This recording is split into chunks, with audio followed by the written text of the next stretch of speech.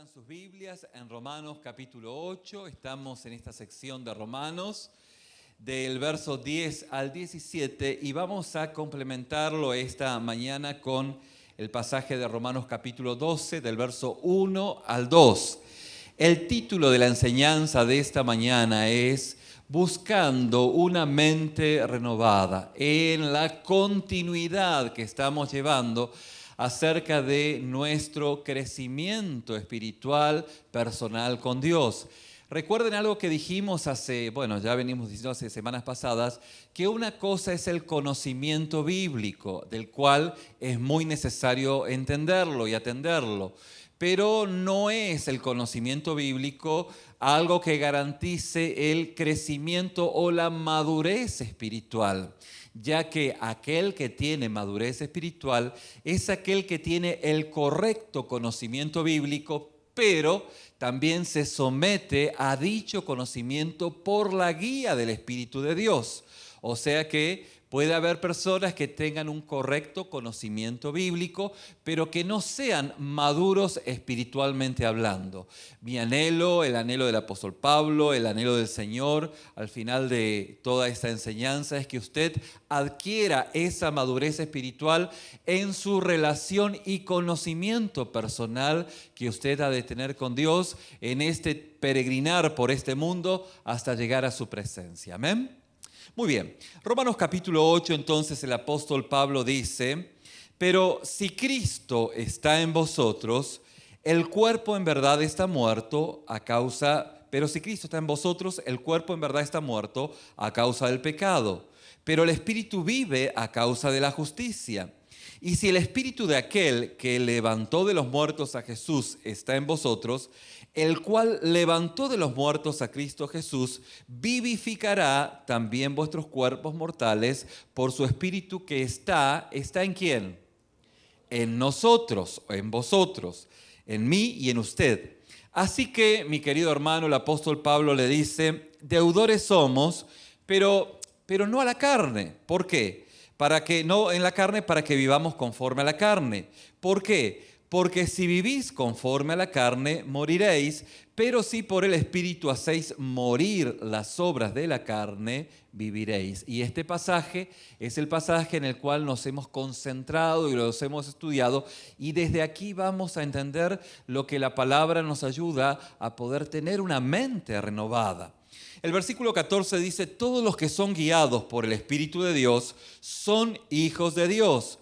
Pues no habéis recibido el espíritu de esclavitud para estar otra vez en temor, sino que habéis recibido el espíritu de adopción por el cual clamamos, Abba Padre. El Espíritu mismo da testimonio a nuestro espíritu de que somos hijos de Dios. Y sí, hijos de Dios, también herederos, y herederos de Dios, y coherederos con Cristo, si es que padecemos juntamente con Él, para que juntamente con Él seamos glorificados. Los invito a que abra su Biblia en Romanos capítulo 12, el versículo 1 y 2. El apóstol Pablo sigue en conexión con este pensamiento. Dice, por lo tanto, hermanos, os ruego, imploro, por la misericordia o por las misericordias de Dios, que presentéis vuestro cuerpo como sacrificio vivo, santo, agradable a Dios, que es vuestro verdadero culto o vuestro culto racional. No os conforméis a este mundo, sino que transformaos por medio de la renovación de vuestro entendimiento, para que comprobéis cuál sea la buena voluntad de Dios, siendo esta agradable y ¿qué? Perfecta. Uno de los asuntos que espero tratar la próxima semana es el significado del término la voluntad de Dios. El versículo 2 del capítulo 12 dice que tenemos que verificar cuál es la voluntad de Dios, tema que tenemos que ser enseñados sobre esto. Y es una frase muy común y creo que a veces cuando la utilizamos puede que no sepamos de qué estamos hablando. Muchas veces decimos muchas cosas o hablamos en terminología bíblica, teológica, y en verdad no sabemos mucho lo que estamos diciendo. Fíjense que usábamos casi como un cliché, como un ejemplo, hace varios domingos atrás, si no semanas o meses, en donde decíamos, por ejemplo, para un matemático la raíz tiene que ver con un símbolo matemático. Para aquel que corta la yarda, tiene que ver con la raíz de las plantas. Para otras personas, la raíz, para un odontólogo, la raíz es la raíz de una muela. O sea que el mismo término en diferentes lugares y en diferentes personas, obviamente que es entendido de diferentes maneras. Y cuando nosotros utilizamos la palabra, la voluntad de Dios, y no sabemos a ciencia cierta qué está diciendo, es muy peligroso utilizar terminología de la cual no conocemos bien que existe. Por eso, o qué quiere decir consistentemente. Eso, espiritualmente, no es nada saludable, como lo dijimos en reiteradas oportunidades. ¿Por qué? Porque si nos acostumbramos a utilizar lenguaje religioso sin saber a qué nos referimos con él, gradualmente nos convertiremos en cascarones vacíos. Y muchas diferentes interpretaciones diferentes poblarán nuestra mente que está con un pensamiento, una forma de ver las cosas, y ese pensamiento muchas veces no coincide con el pensamiento bíblico, ya que muchas veces carece del verdadero contenido de lo que la Biblia nos está explicando. Recuerden ustedes lo que dijimos el domingo pasado, hablando acerca del Espíritu y la palabra como el Espíritu y como la espada, esa espada que el apóstol Pablo nos va mostrando. Y explicábamos bíblicamente que el Espíritu esencialmente es Dios. El Espíritu no es una herramienta por la cual nos valemos para cortarle la cabeza al diablo. ¿Por qué? Porque quien utiliza la herramienta es el que se lleva la gloria. Entonces, es muy delicado, es necesario entender que el Espíritu es Dios mismo, no es una herramienta.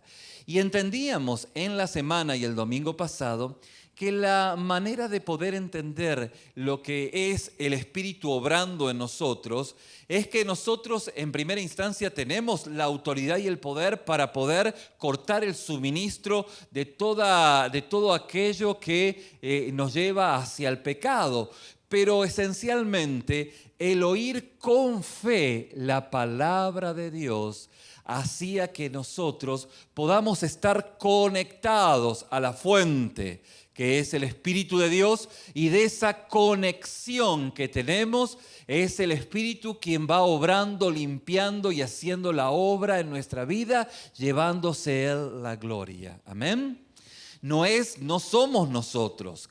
Creo que vamos a caer en una desilusión muy grande si nosotros creemos que somos nosotros lo que vamos a hacer tal o cual cosa en nuestro beneficio y en favor de nuestra santidad. Es imposible. La única manera de poder avanzar en nuestra vida cristiana es oír con fe la palabra de Dios y aplicarla en nuestra vida y mantenernos en esa palabra donde Dios se ha de glorificar, en donde debo de perdonar, donde la palabra me afirma que debo de perdonar y yo me afirmo aún a pesar de todo aquello que nace en mi corazón. Debo de pensar todo lo bueno, lo puro, lo justo, lo de buen nombre, lo que es digno de alabanza, lo que hay virtud alguna, a pesar de que mi mente empiece a querer pensar otra cosa. Y cuando estoy pensando en otra cosa, cuando hay otro pensamiento que no es saludable, no es santo y no lleva las características que la Biblia está determinando, en los primeros 5 segundos, y créame en la literalidad de los 5 segundos, en los 5 segundos que vienen, usted lleve su mente a la cruz de Cristo, al padecimiento de Cristo en la cruz del Calvario.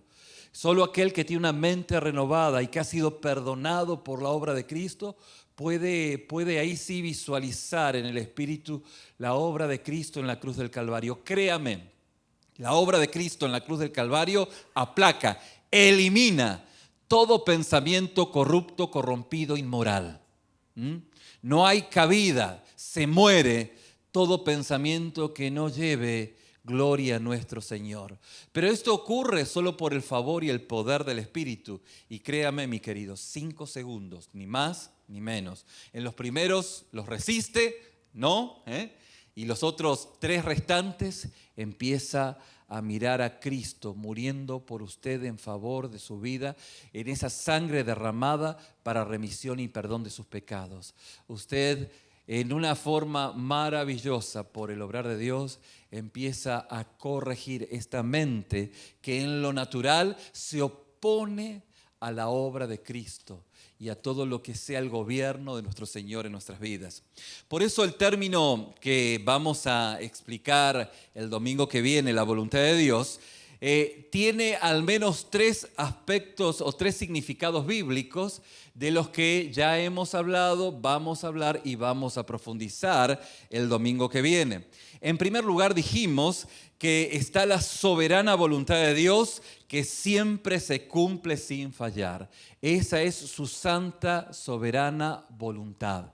Esa nunca, absolutamente nunca se puede torcer. Su soberana voluntad siempre, diga conmigo siempre se cumple. En segunda instancia, la voluntad de Dios está refiriéndose a aquella voluntad de Dios revelada en su palabra, la Biblia, en donde dice: no robarás, no darás falso testimonio contra tu prójimo, no matarás, no codiciarás la mujer de tu prójimo, ni desearás la casa de tu prójimo, ni su campo, ni su siervo, ni su sierva, ni su buey, ni su asno, ni nada que sea de tu prójimo. Y esta voluntad a menudo no se cumple. El mundo no cumple esta voluntad de Dios, bíblicamente hablando. Y en tercera instancia está el camino de la sabiduría o de la piedad espontánea, a la que vamos a ahondar el domingo que viene, y tiene que ver con aquello que nace en nuestro corazón, un corazón saludable, un corazón transformado. De lo que hay en nuestro corazón es lo que sale en la espontaneidad del diario vivir a raíz de lo que el Espíritu Santo está haciendo en nuestra vida. Por eso la próxima semana tendremos que aclarar este tema y preguntarnos justamente a qué se está refiriendo Pablo sobre la voluntad de Dios. Y esto va a ser tema del cual nos adelantamos hoy, pero nos vamos a hacer un clavado el domingo que viene. Pero hoy quiero concentrarme en la frase de Romanos capítulo 12, versículo 2, para entender el contexto de Romanos capítulo 8, en donde el apóstol Pablo dice: mediante la renovación de nuestra mente. Fíjense qué notable. Dios no hace magia. El pensamiento mágico es un pensamiento ajeno al pensamiento cristiano. El pensamiento mágico del abracadabra, a la 1, a las 2 y a las 3. No existe bíblicamente hablando. Dios no hace magia, Dios hace milagros. Si tú pones los panes y los peces, se lo multiplica. Si tú pones tu vida tal como está, Dios la hace nueva. Pero Dios no hace magia. ¿Qué Dios no hace? Dios hace milagros. Y esto es lo que nos acerca al pensamiento bíblico. Y en este pensamiento que es bíblico, justamente el apóstol Pablo nos habla y nos hace mención de mediante la renovación de nuestra mente. ¿Dónde comienza toda la transformación? En nuestro interior. No es una transformación externa, es una transformación que solo Dios puede hacer en lo más profundo de nuestra vida. Y como dijimos anteriormente, esto no es un sistema de autoayuda, sino que es justamente conectarnos a la fuente, el oír con fe y que el Espíritu Santo se glorifique en su vida y en mi vida. Y justamente el apóstol Pablo dice: no os adaptéis a este mundo, sino transformaos mediante la renovación de vuestra mente, para que verifiquéis comprobéis. En el griego es dokimazo, ¿se acuerdan? Lo que es bueno, aceptable y perfecto, en una comprobación verídica, no una comprobación, digamos, ficticia. La comprobación es esa que el Salmo 1, capítulo 1, nos habla el Salmo 1, acerca de aquel que hace la voluntad de Dios. Es como un árbol plantado junto al río, que su hoja no perece, está fortalecido. Por eso es que como cristianos, quienes exaltamos a Cristo, somos, fíjense qué notable, somos completamente inútiles si todo lo que hacemos es adaptarnos al mundo que nos rodea. No podemos adaptarnos al mundo que nos rodea. Y la clave para no desperdiciar nuestras vidas con esta clase de éxito y prosperidad es, según Pablo, es no adaptarnos a este mundo, sino ser transformados por el poder de Dios. Fíjense que todo comienza en la obra de Cristo en favor de nuestra vida por la gracia del Espíritu Santo, tratando nuestra vida para que nosotros conozcamos más al Señor y adquiramos esa madurez que es requerida para poder vivir esta vida incierta, plagada de incertidumbres, que es parte de la voluntad de Dios, ya que en el mundo hemos de tener aflicciones y la voluntad de Dios es que el mundo sea inestable.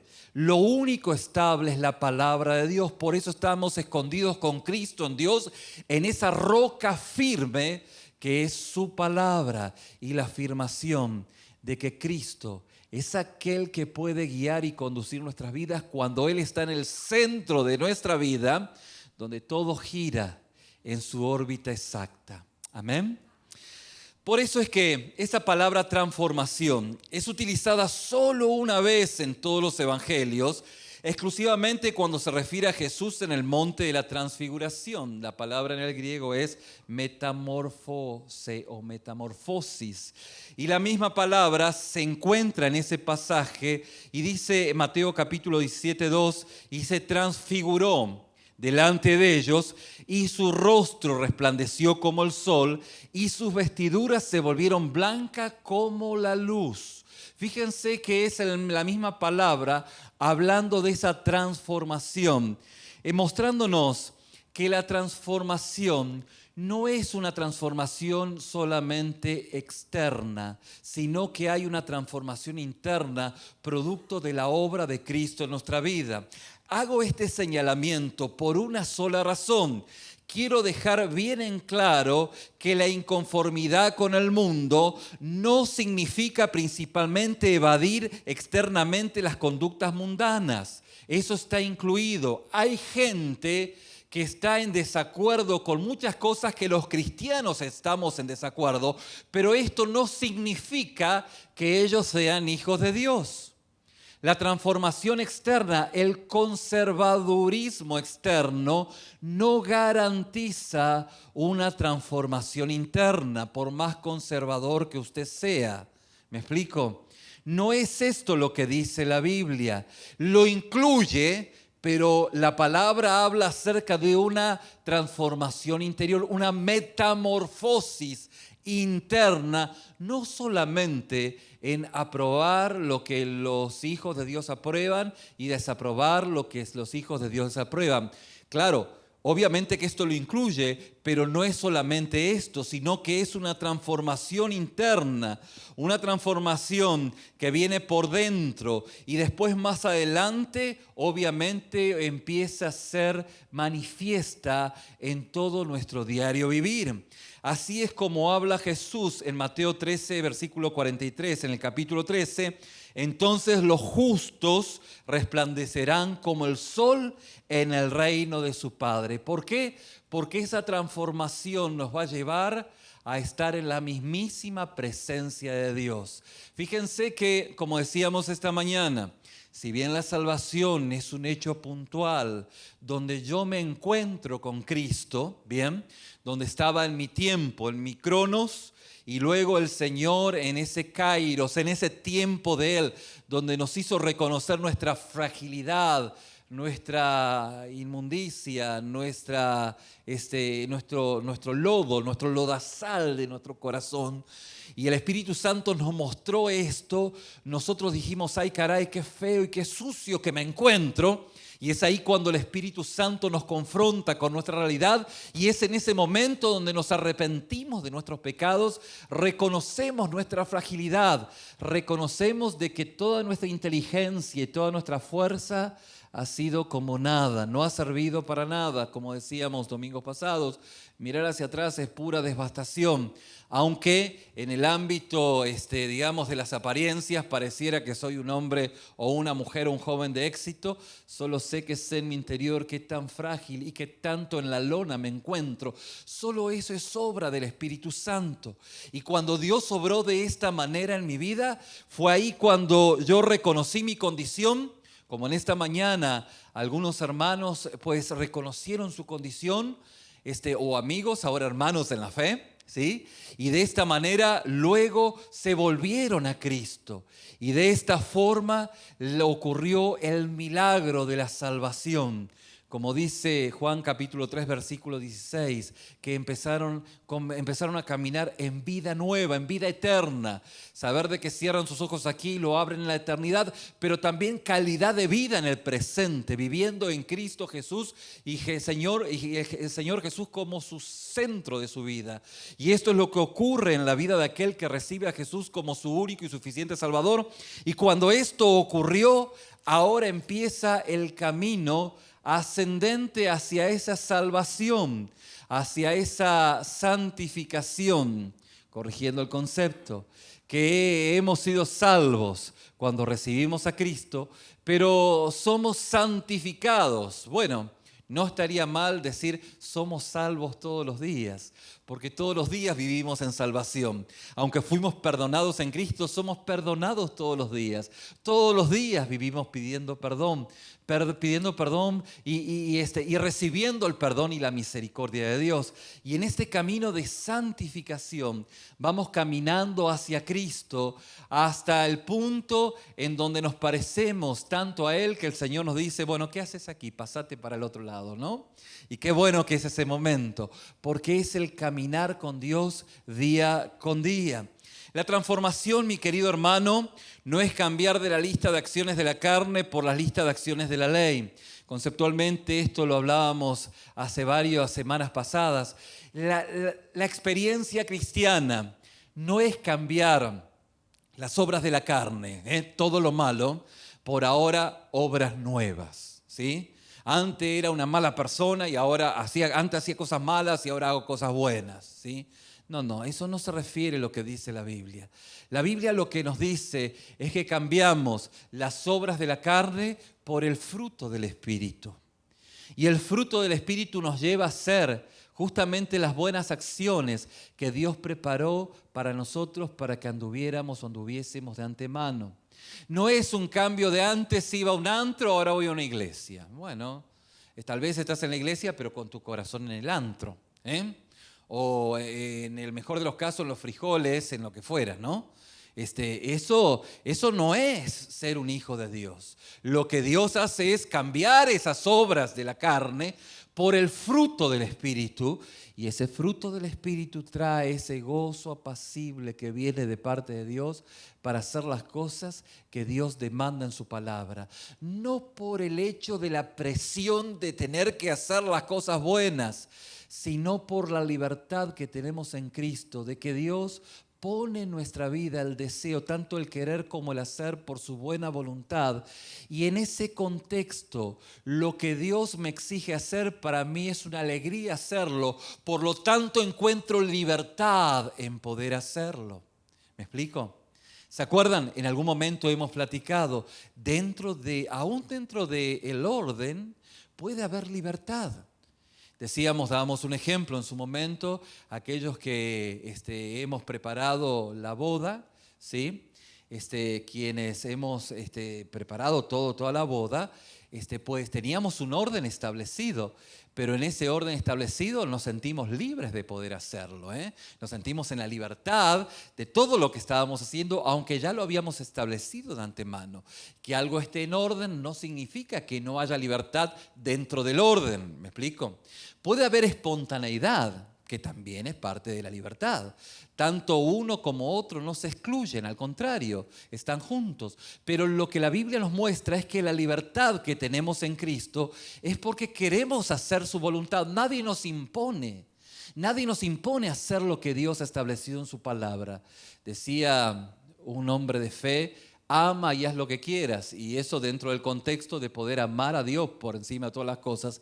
Y el amor de Dios hace que no nos vayamos de lo que Dios ha establecido en su palabra. Y esto es la libertad que tenemos en Cristo mediante la transformación que tenemos en nuestras vidas. Por eso la alternativa cristiana para la inmoralidad es el poder triunfante y la transformación del Espíritu Santo mediante la fe en Jesucristo, quien es nuestro Salvador, nuestro tesoro, la perla de gran precio, en la cual encontramos esa libertad maravillosa de hacer su voluntad sin la imposición de poder hacer tal o cual cosa. No es una experiencia genuina de fe la imposición de hacer lo bueno, porque de eso no se trata la fe. La fe no se trata de que ahora haces lo bueno por lo bueno, pero en realidad te da unas ganas de hacer lo malo porque te nace. ¿Me explico? Eso no es una experiencia de fe.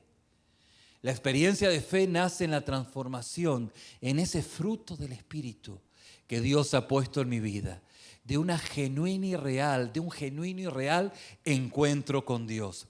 Es por eso que en Cristo somos libres, porque cuando hacemos de corazón lo que amamos hacer, somos libres, si aquello que amamos hacer es lo que debemos hacer. Y ese es el significado de la transformación. Cuando somos transformados en Cristo, amamos hacer aquello que debemos hacer. Y eso es libertad.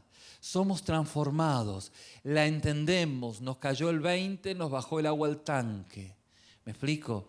Ahora lo entendemos. Antes no entendíamos nada, pero ahora mediante la obra del Espíritu empezamos a adquirir madurez, comprensión. No es la madurez intelectual o la madurez que da la vida, sino que hay una madurez espiritual que no se limita a la edad, sino a la obediencia a Dios y al obrar del Espíritu Santo en nuestra vida. Por eso el apóstol Pablo le dice a Timoteo: mira, que nadie tenga en poco tu juventud, sino que en realidad tú tienes aquel potencial del Espíritu de Dios para ser maduro, para adquirir madurez, para valorar a los ancianos, para tomar su consejo, pero para entender de que por encima de ello está la guianza de Dios, que te puede dar una palabra de sabiduría que no lleva o no consiste en la sabiduría de los años, sino en la sabiduría espiritual,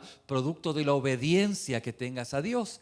De ahí vemos a María, una jovencita, de muy poca edad, y al papá de Juan, a Zacarías, que no entendió lo que Dios le estaba indicando a través del ángel. Y el ángel le dice: mira, mi hijo, yo no estoy para los mandados, o sea que si no me vas a obedecer, mudo te vas a quedar. Y palabras más, palabras menos, usted puede volver a la Biblia y mirar esos detalles, obviamente con una versión un poquito más, más actualizada de lo que le dice su pastor. Pero esta es la esencia del mensaje. La obediencia tiene que ver con ese proceso de madurez en el cual solo Dios nos da. ¿Me explico? Nosotros ponemos todo de nuestra parte y esperamos de que Dios haga el resto. Nosotros ponemos todo y que Dios quiera lo que Él quiera hacer con nuestra vida.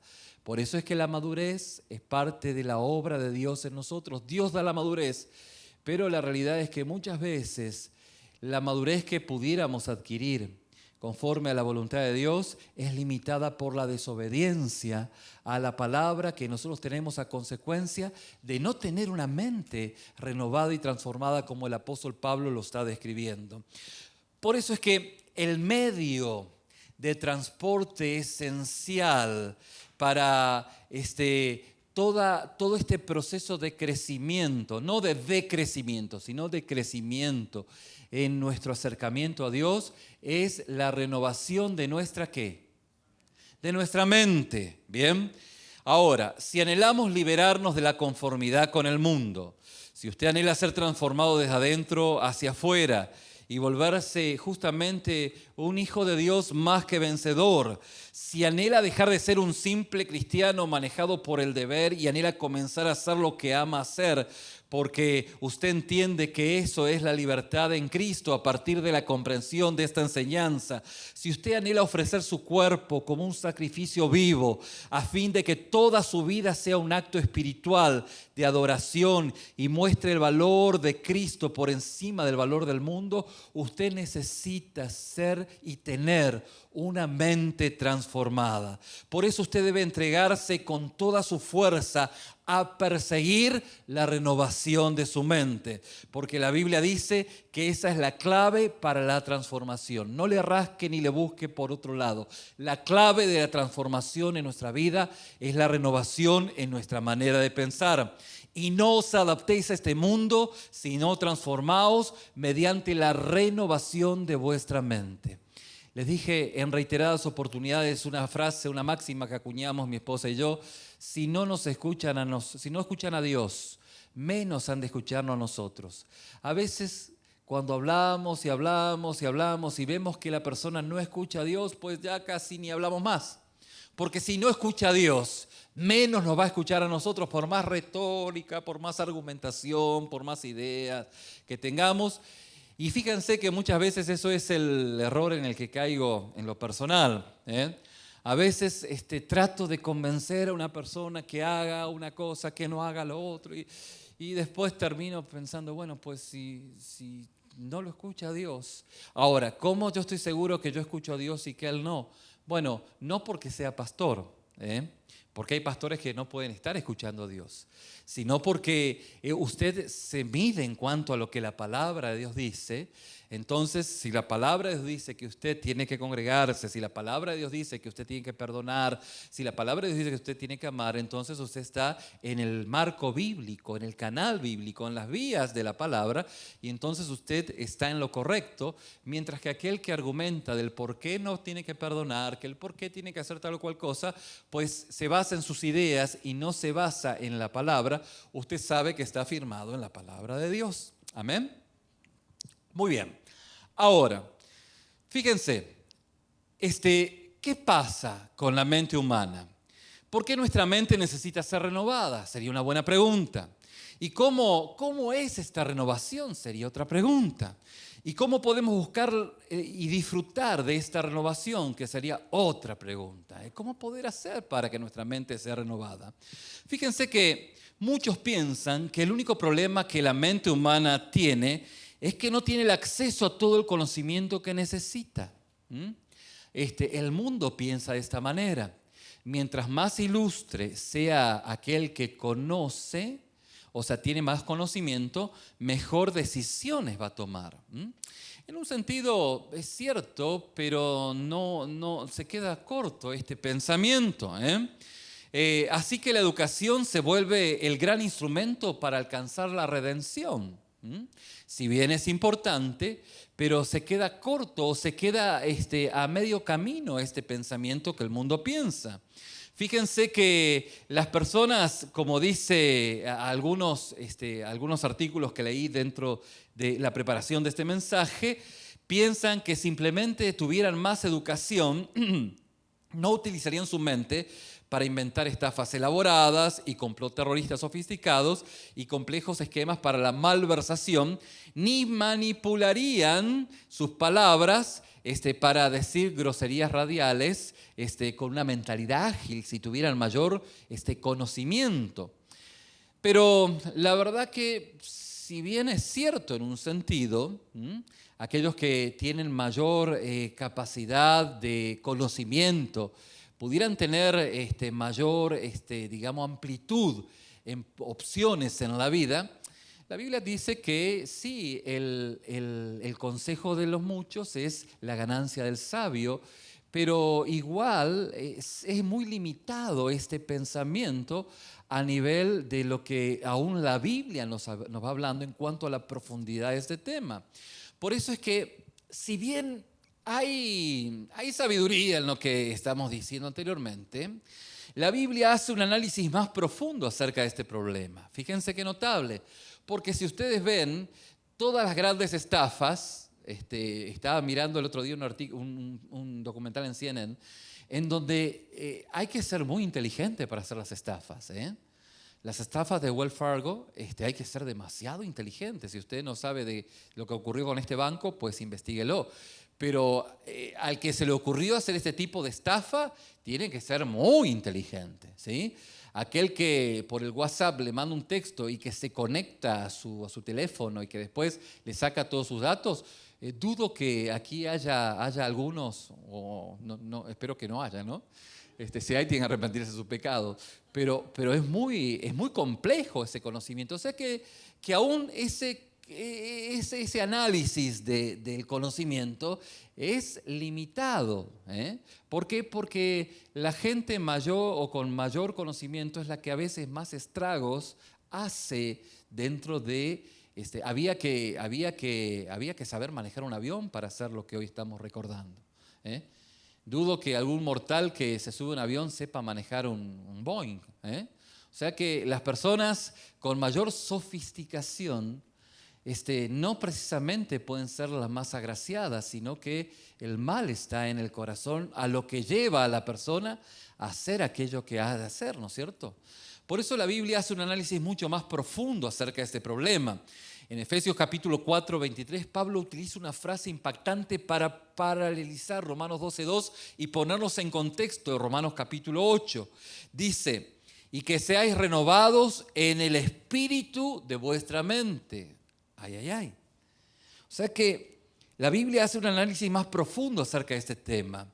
Ahora bien, ¿qué significa el espíritu de vuestra mente? Bueno, al menos significa que la mente humana no es una sofisticada computadora procesadora de datos que luego muestra fielmente estos datos al corazón para que éste dé una respuesta emocional apropiada. No. Esto es lo que Pablo, palabras más, palabras menos, dice. No, el corazón, la mente no es así. La mente tiene, dice el apóstol Pablo, tiene un espíritu. En otras palabras, nuestra mente tiene algo que solemos llamar mentalidad. La palabra nos muestra que la mente tiene una mentalidad. No solo tiene una opinión, sino que tiene un punto de vista. Esto es lo que la Biblia nos va mostrando. Dice, no, hay que renovar vuestra mente porque vuestra mente tiene una mentalidad. ¿Bien? No solamente tiene una opinión, también tiene un punto de vista. No solo tiene el poder de percibir y detectar, también tiene una postura. Depende con los lentes que mire, es la manera en que va a colocarse, ¿sí? De acuerdo a la postura, pues empieza a mirar el mundo de diferente ángulo, ¿sí? Y esto es lo que la palabra dice. No solo tiene el poder de percibir y detectar, también tiene una postura, una conducta, una orientación, una actitud, una inclinación.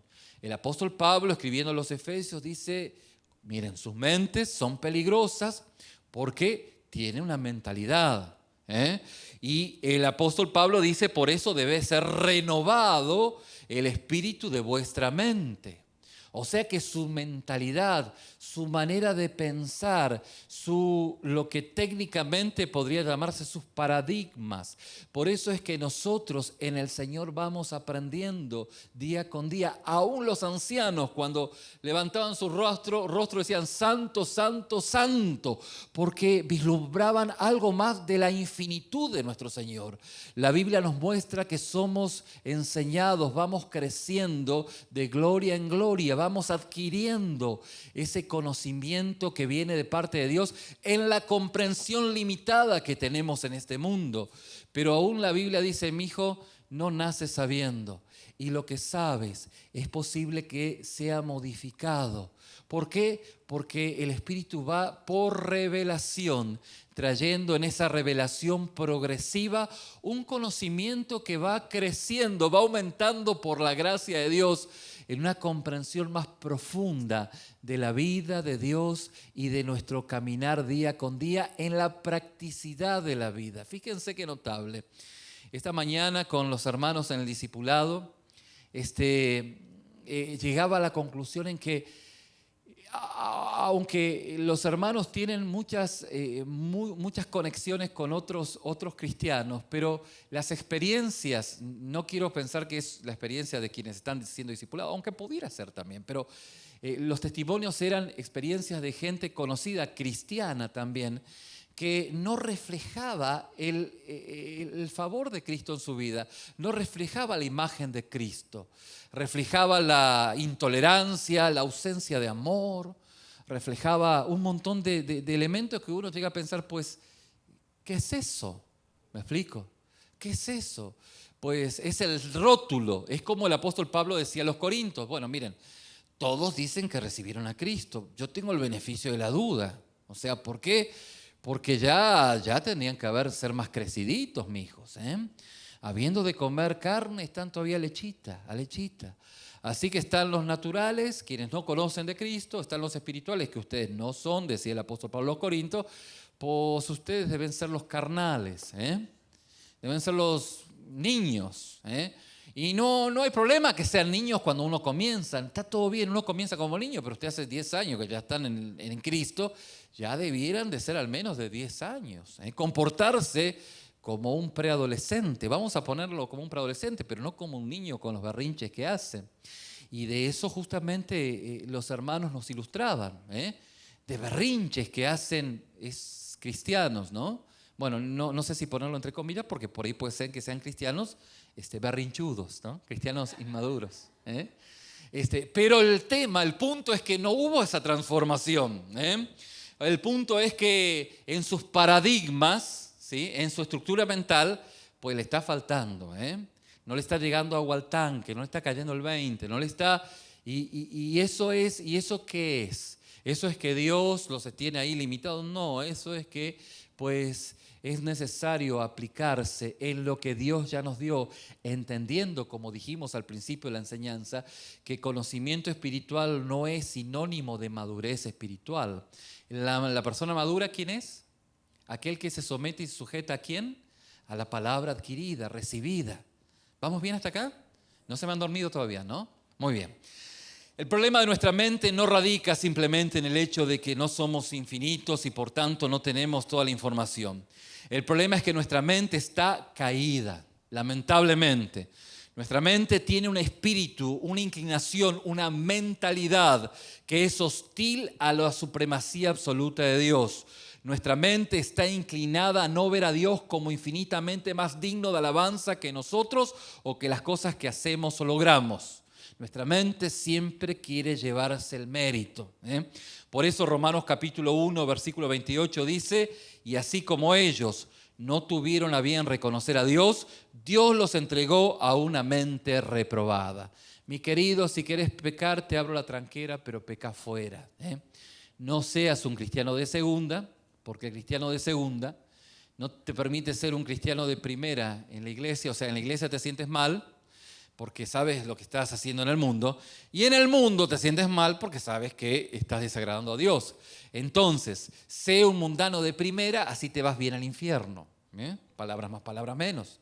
O sé un cristiano de primera, no deprimente, de primera, para ver cómo Dios respalda aún en medio de toda adversidad y dificultad, incluyendo esto el martirio. Bien. Por eso la Biblia dice que hemos cambiado la gloria del Dios incorruptible por una imagen en forma de hombre corruptible. Y la imagen en el espejo es la imagen mortal muchas veces que más adoramos, ¿eh? Y esto es nuestra mentalidad. Por eso fíjense qué análisis más exhaustivo, profundo, que el apóstol Pablo, guiado por el Espíritu, nos habla. Miren, no es un cuento el poder cambiar su mentalidad. ¿Por qué? Porque su mentalidad tiene una manera de pensar que está totalmente ajena a lo que Dios dictamina en su palabra y por su espíritu. Por eso el problema de nuestra mente está justamente en esta instancia. Y fíjense que en Romanos capítulo 12, versículo 1 y 2, el versículo 1 dice que debemos presentar nuestros cuerpos, es decir, toda nuestra vida activa como un sacrificio vivo, que es nuestro culto, ¿qué? Racional. Bien, de modo que el objetivo de toda la vida es adorar a Dios. O sea, existimos para utilizar nuestros cuerpos, toda nuestra vida, para mostrar el valor de Dios y todo lo que Él es para nosotros en Cristo. Ese es el secreto de la vida, es saber que tan fuerte e inteligente es Dios, que cuando aplicamos por fe su palabra, Dios respalda su palabra. Qué tan fuerte Él es, que nos sostiene aún con las canas. Dice, aún en la vejez, yo te sostendré porque yo te hice. Saber de que nada ni nadie nos podrá apartar, separar del amor de Dios que es en Cristo Jesús, Señor nuestro, y de usted, y de los corintios y de los romanos, hijos de Dios. Amén. Ahora, justamente nuestra mente tiene que ser renovada. La pregunta es ¿por qué? Porque por naturaleza nuestras mentes no son mentes que adoren a Dios. Por naturaleza son mentes que nos adoran a nosotros mismos, ¿bien? Y ese es el espíritu de nuestra mente. El espíritu de nuestra mente es que nosotros nos adoramos a nosotros mismos. Y fíjense qué notable, como vamos a estudiar en el discipulado en la mañana. Cuando una persona empieza dando su testimonio de que yo, tal vez ni convertido sea. Cuando una persona empieza a hablar acerca de Dios, Dios hizo esto en mi vida, Dios me rescató, Dios ha hecho esto, es porque empieza a entender por dónde caminar, dónde comienza el camino. Y ese es el principio. Dios empieza a renovar nuestra mente y nuestra mente empieza a buscar y exaltar el nombre del Señor. Pero fíjense que hay dos diagnósticos más que la Biblia muestra para que nuestra mente sea renovada. Si usted piensa que esto es fuerte, pues viene algo más. Fíjese que el apóstol Pablo en Primera de Pedro capítulo 1, ¿quién dije? El apóstol Pedro, ¿no? Dije el apóstol Pedro, ya eso me ha pasado una vez. El apóstol Pablo dice en Primera de Pedro. No. El apóstol Pedro dice en Primera de Pedro, ¿sí? Después tenemos que andar editando partes de la enseñanza. Primera de Pedro, no, basta que no ponga a Abraham en la barca y a Moisés cruzando, el arca de Moisés o todo eso. Si digo eso, ahí sí tenemos que andar editando las herejías, ¿no? Primera de Pedro capítulo 1, versículos 13 y 14, dice, por tanto, ceñid vuestro entendimiento para la acción. No os conforméis a los deseos de este mundo. No os conforméis a los deseos que antes teníais, ¿en qué? En vuestras ignorancias. O sea, que hay una ignorancia acerca de Dios, una supresión voluntaria de la verdad de Dios, que nos hace esclavos de muchas pasiones y deseos, las que perderían su poder si conociéramos a Dios como debemos. O sea que nuestra mente no solo que tiene una mentalidad que no se sujeta a Dios, sino que hay una ignorancia, hay pensamientos ignorantes, ¿bien? Dice el apóstol Pablo escribiendo a la iglesia en Tesalónica, los deseos que antes teníais en vuestra ignorancia. Y Pablo llama a estos deseos, escribiendo a los Éfesos, a los deseos, el apóstol Pablo dice, los deseos engañosos. ¿Por qué? Porque estos son deseos que arruinan la vida, destruyen la adoración y obtienen su poder y vitalidad del engaño de nuestra mente. Nuestra mente, tu mente natural, te va a dar argumento para no acercarte a Dios, ¿sí? Para apretar más el acelerador en esta vida. Claro, el tema es que no te dice que no tenés frenos. Entonces, al día que quieras frenar, pues el infierno es el lugar a donde va la gente. Dice, bueno, al final este país es maravilloso. Nadie me dice lo que tengo que hacer. ¡Qué libertad que tengo! ¿Qué libertad que tienes? Libertad hubiera sido si te dicen, bueno, mijo, acelerá, pero no tenés freno. Al menos podés elegir. Así es como los jóvenes entran en la adicción de lo que fuera, desde la heroína hasta lo que fuera, hasta inmoralidades sexuales. El tema es que la salida, ¿por dónde es? No hay salida, no hay freno. El freno es la muerte y las consecuencias son irreversibles. Irreversibles. Si Cristo por su misericordia no está en medio del camino. Es como aquel que dice, qué libertad que tengo en tirarme de este piso número 100. Sí, pero el punto es que no tenés paracaídas. Vas a disfrutar los 99 pisos, pero te vas a caer. No hay paracaídas. La vida no tiene paracaídas. El único que tiene la habilidad de sostenerte es Cristo en medio de la adversidad de este mundo. Por eso esos deseos arruinan la vida, destruyen la adoración y se obtiene su poder y vitalidad del engaño de nuestra mente.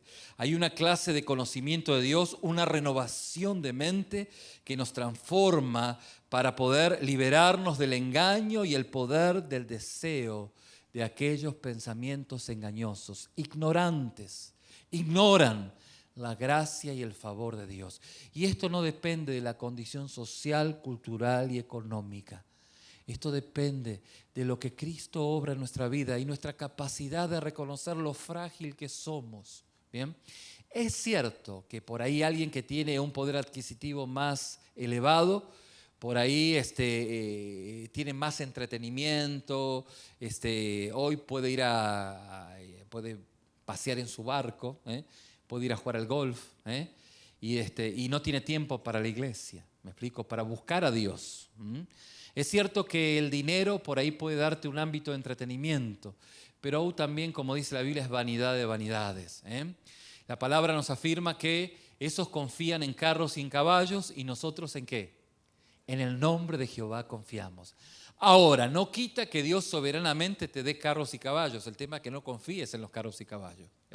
Confíes en el Señor. Lo cierto es también que cuando Dios en su soberanía te da carros y caballos, es un esfuerzo, pues en todos los ámbitos, en tu naturaleza pecaminosa, todavía caída, poner tu confianza en Dios más que en tus carros y caballos. Fíjense lo que le ocurrió a Abraham. Abraham, cuando iba con su hijo Isaac, él tenía carros y caballos, pero confiaba en el Señor. Dios proveerá.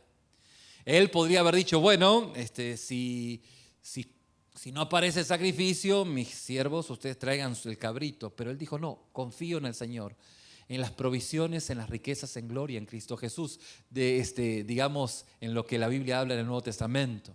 Entonces, sabía de que Dios iba a proveer, no sabía ni cómo, pero sabía que Dios iba a proveer. No confiaba en sus carros y caballos, confiaba en el poder, en la palabra, en el favor de Dios. Y es lo que nosotros debemos hacer, es confiar en el favor inmerecido de Dios sobre nuestra vida y su palabra, oyendo ¿cómo? ¿Oyendo cómo? Con fe. ¿Oyendo con fe qué? La palabra de Dios, sus promesas. Y cuando oímos con fe sus promesas, nos aferramos a esas promesas y nuestra mentalidad en esperanza contra esperanza empieza a ser transformada.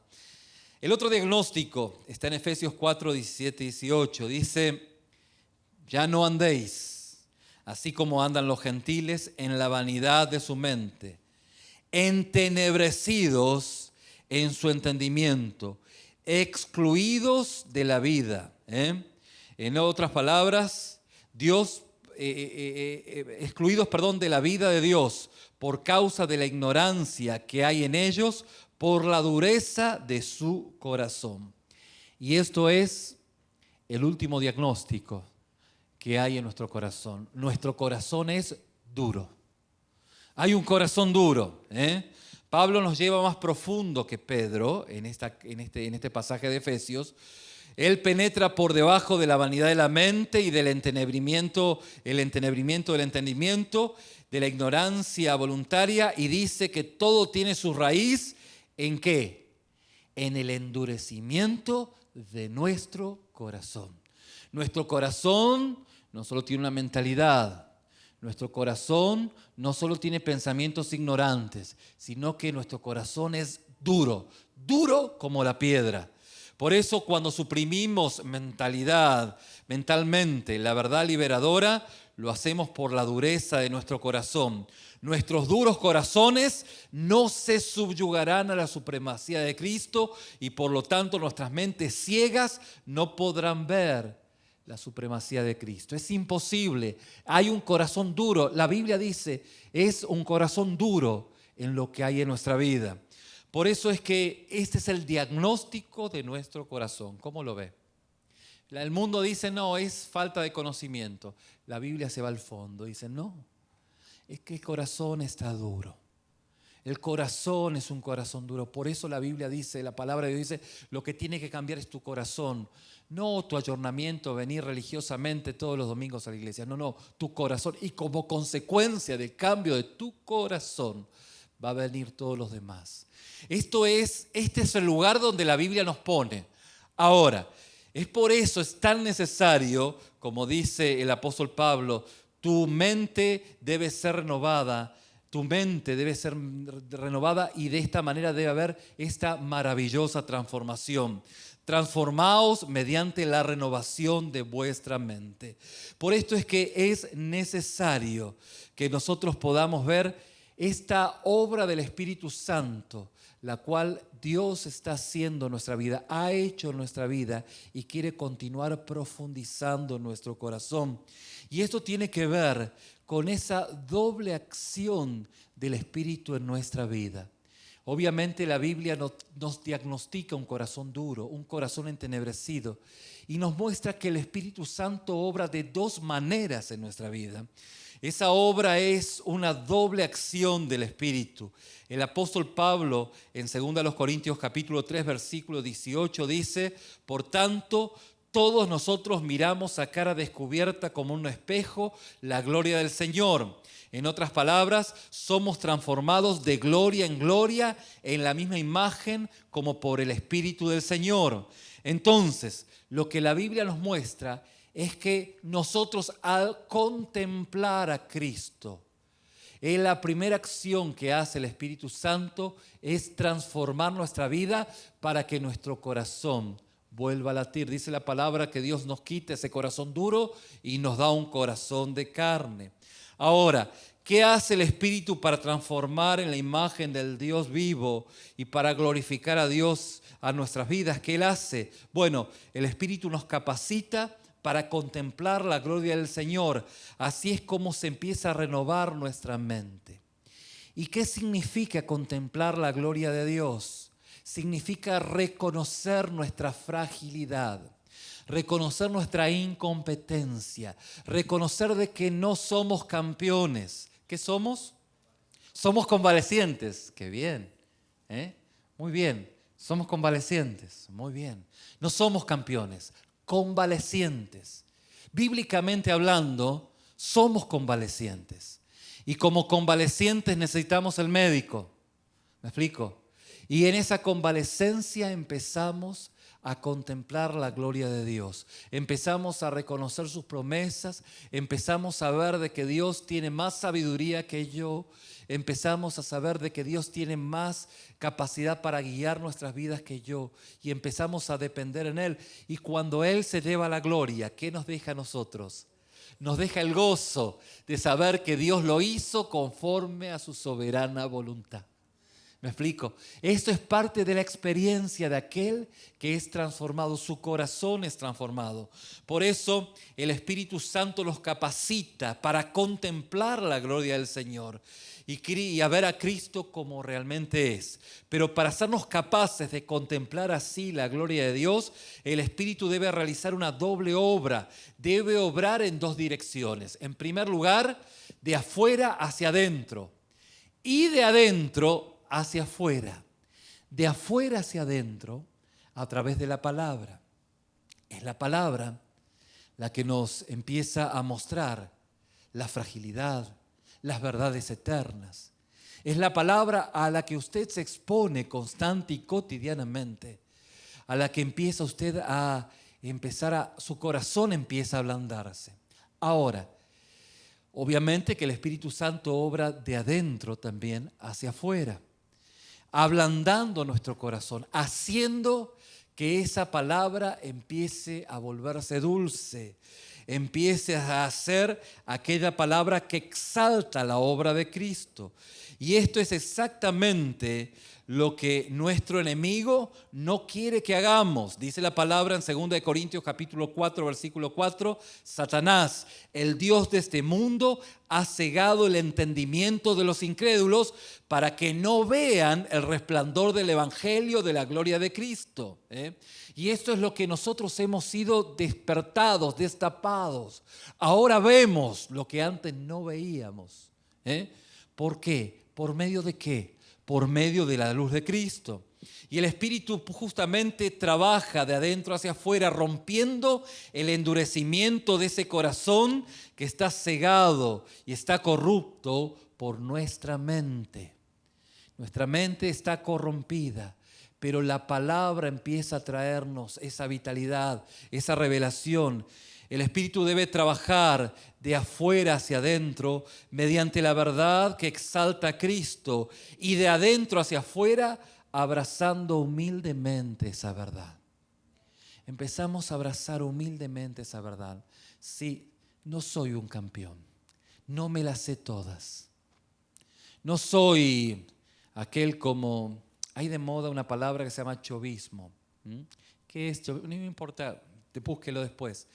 Pero el chovismo tiene que ver con aquel que todo lo mío es lo mejor, que luego se desemboca un nacionalismo a ultranza. Había un general francés que todo lo que era de Francia era lo mejor. Bueno, después puede buscarlo, ¿no? Pero justamente esa actitud, no, yo soy el centro, la verdad que no lo soy. Soy dependiente del favor de Dios obrando en mi vida. Por eso empiezo a abrazar humildemente esa verdad. Ahora, si solo abrazase de afuera hacia adentro, presentando a nuestra mente la verdad exaltadora de Cristo, pero sin romper nuestro endurecido corazón y haciéndolo humilde, entonces la verdad sería despreciada y rechazada. Hay gente que dice, bueno, sí, no es cierto, sí es cierto, pero su corazón está totalmente rebelde. Y el Espíritu Santo justamente pues trae esa flexibilidad, ese corazón tierno y receptivo para poder oír y escuchar la palabra de Dios. Por eso la palabra dice, transformaos mediante la renovación de nuestra mente. Debemos unirnos al Espíritu Santo en su preciosa e importantísima obra. Debemos perseguir la verdad, esa verdad que está en su palabra, esa verdad expuesta en su palabra. Y humildemente recibirla, atesorarla en nuestro corazón y empezar a experimentar el favor de Dios obrando en nuestra vida. Cuando empezamos a caminar en ese entorno, vemos cómo el Espíritu y solo el Espíritu puede pues cambiar nuestros paradigmas y ablandar nuestro corazón. De hecho, quitarlo. Ese corazón de piedra por un corazón tierno y receptivo. Que el Espíritu nos expone a su palabra y nos da la humildad para poder abrazarlo. No hay otra opción. Dios no hace magia. Dios obra a través de la renovación, a través de la transformación que existe por la renovación de nuestro entendimiento. Un entendimiento que es expuesto a la palabra, que contempla la gloria de Dios y que a partir de ahí el corazón se convierte en un corazón tierno y receptivo. Un corazón que está en su interior gobernado por el señorío de Cristo. Y cuando Él gobierna, toda mi vida empieza a orbitar en el lugar exacto. ¿Se acuerdan?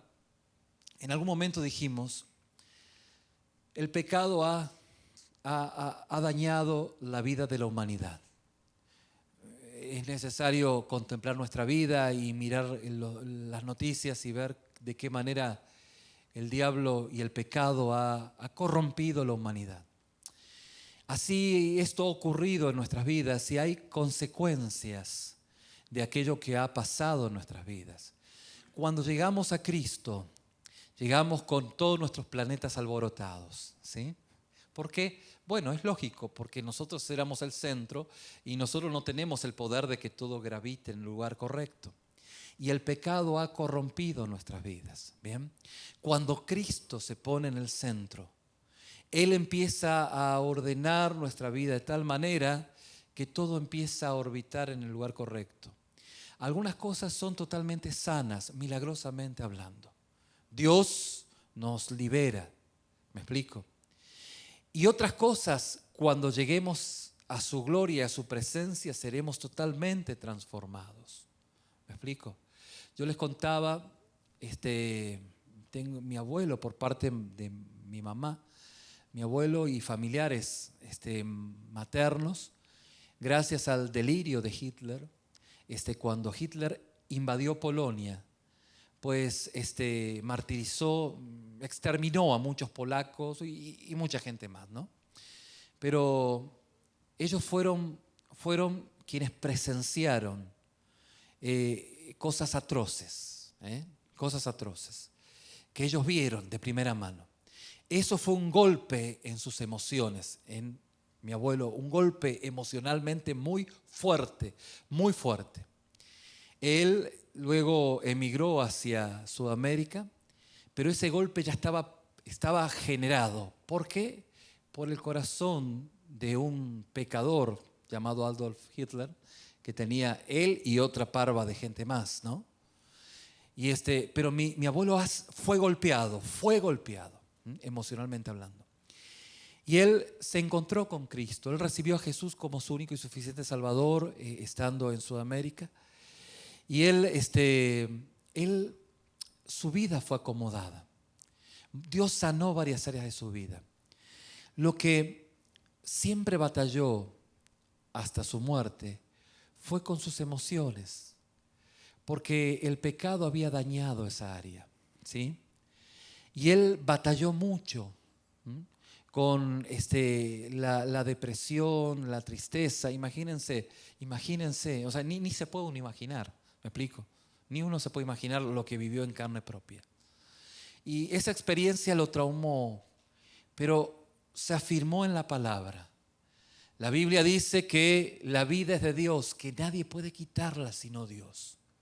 Y aunque ese planeta de su vida estaba dañado por el pecado, él batalló toda su vida. Él pudo haber dicho: Dios, ¿por qué no me quitas esta intención de angustiarme? Él batalló, ahí encontró el favor de Dios, se refugió en la gracia de Dios. Y cuando tenía esa inclinación hacia ese lugar, era donde se refugiaba en el Señor y Dios lo fortalecía. ¿Me estoy explicando? No es ficticio, no es una novela lo que ocurre en la vida y lo que Dios hace. Pero él fue un hombre salvo, un hombre fiel, un hombre santo, que batalló con su vida por esa área a la que había sido dañada por el pecado. Yo sé que estando en la gloria de Dios, ahí no hay más llanto ni dolor. Dios enjuga toda lágrima. Y él ha sido totalmente sano en la presencia de Dios. Pero otras áreas en su vida, milagrosamente, Dios las sanó. Pero esta lidió, batalló mucho, pero Dios le dio la victoria. Amén. ¿Se acuerdan? Hay gente que en sus adicciones, que no tenía freno, Dios lo rescató. Hay gente que dice: bueno, pastor, yo antes era un fumador acérrimo, pero la palabra dice que debo cuidar el templo del Espíritu Santo y Dios me fortalece y no, nada. Pero reconozco que cuando huelo el olor, se me va el ¿cómo se llama? La nariz para allá, el olfato. Pero no caigo. ¿Por qué? Porque Dios me sostiene. Ese planeta no está un poco dañado por el pecado. Pero la palabra de Dios dice, afirma que debo cuidar el templo del Espíritu Santo. La sexualidad está en discusión, si el homosexual se hace o nace. Bueno, la Biblia no pone en discusión si nace o nace, se hace o si nace. La Biblia dice que eso es abominación delante de Dios, que eso está mal delante de los ojos de Dios. Entonces, hay gente que tiene esa inclinación, producto de haber sido abusado, un montón de cosas. Y hay gente que Dios la ha sanado totalmente, milagrosamente. Hay gente, hermanos, que tiene esa inclinación, pero no cae en esa inclinación, porque Dios lo sostiene y mantiene un celibato puro en santidad hasta que llegue a la presencia de Dios. ¿Me va entendiendo? No importa si nace o se hace. Lo importante es que la Biblia dice que es abominación. Usted puede decir, yo tengo una tendencia al alcohol. Bueno, no importa si nace o se hace. La Biblia dice que eso está mal. Cuando usted como convaleciente se presenta delante de Dios, Dios le da la fortaleza. Puede que Dios le dé la gracia en que usted ve el alcohol y lo vomita. O puede ser que sea la batalla de toda su vida. Él lo ve y dice, te reprendo. ¿Me explico? Pero no cae. Porque ese planeta está orbitando, dañado, pero orbitando en su lugar exacto. Porque Cristo, solo Cristo, es el centro de su vida. No estamos dando recetas mágicas, hermanos. Estamos hablando del poder de Dios, del favor de Dios. Dios, por su gracia, puede quitarle todo tipo de abominación que el pecado ha causado en su vida. Claro que sí. Pero si usted batalla con una instancia de pecado de su pasado en su presente, y usted dice, ¿por qué? Porque está dañado. ¿Qué culpa tuvo mi abuelo que este loco cortase la cabeza a la familia? Ninguno, pero lo dañó. ¿Qué culpa tiene el niño que para hacerlo dormir lo duermen con vodka? No tiene culpa. Pero lo encaminaron en ese camino que lo ha dañado. Y que hoy, por la gracia de Dios, ha sido sano algunos de ellos, pero otros batallan. Y ese planeta que está orbitando en su lugar correcto, dañado, pero en su lugar correcto, se sostiene porque Cristo es el centro. Y donde Cristo no es el centro, se vuelve a alborotar. Por eso la Biblia dice que Cristo tiene que ser el centro. Cristo tiene que ser el centro. ¿Por qué? Porque una casita limpia, que luego se va, entran demonios más fuertes, haciendo alusión justamente de que Cristo no es el centro de aquella persona. ¿Me va entendiendo? Entonces no es excusa. No es excusa. Yo tengo mi carácter, soy así. Sí, bueno, es así, pero cambie. Porque el Espíritu Santo obra. Porque hay una mentalidad nueva. Hay un corazón tierno y receptivo, donde Cristo es el centro. Y si hay un planeta alborotado en su vida, hoy tiene que orbitar por la gracia de Dios en el lugar correcto. No hay justificativo. No, yo tengo esa tendencia hacia el vicio, tengo esa tendencia hacia lo inmoral, tengo esa tendencia a enojarme. Oiga, no es así. Cuando Cristo es el centro, empiezan las cosas a acomodarse a su lugar correcto por Cristo, no por usted. Porque usted oye con fe y se mantiene con fe en pensamientos puros, honestos, de buen nombre. En los 5 segundos que viene algo que es dañino, usted corrige su pensamiento en el espíritu y empieza a mirar la cruz. Y vaya como desaparece todo aquello que no es santo, que no es puro, que no es digno. ¿Quién lo hace? Lo hace el Señor. ¿Quién lo hace? Lo hace usted. Pero lo hace el Señor. cuando usted oye con fe en esta doble acción. Oye con fe la palabra de Dios. Yo le invito a que incline su rostro. Padre, en esta tarde te pido que sea tu Espíritu Santo el que esté obrando. Padre, que quites todo justificativo, que esté justificando el no vivir en el centro de tu voluntad de acuerdo a cómo tú estás guiándonos en tu palabra.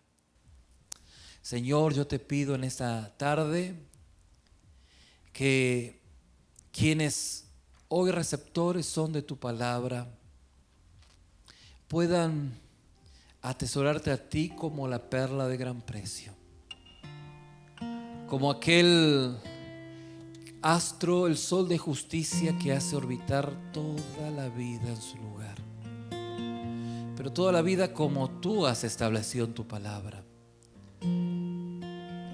Padre, para aquellos que batallan con esos planetas alborotados en su vida, que hoy empiecen a ordenarse.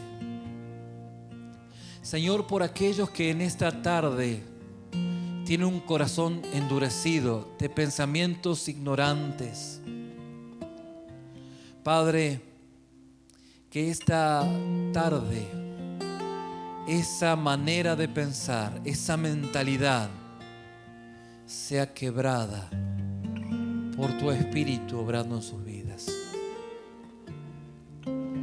para que en esta tarde tú llegues a sus corazones y ellos se vuelvan en fe a ti.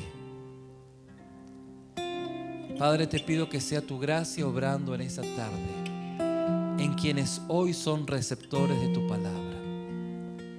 Señor, te ruego que tú nos despiertes a lo importante, lo serio que es el ser renovados en nuestra manera de pensar, por este análisis clínico y profundo que tu palabra nos indica.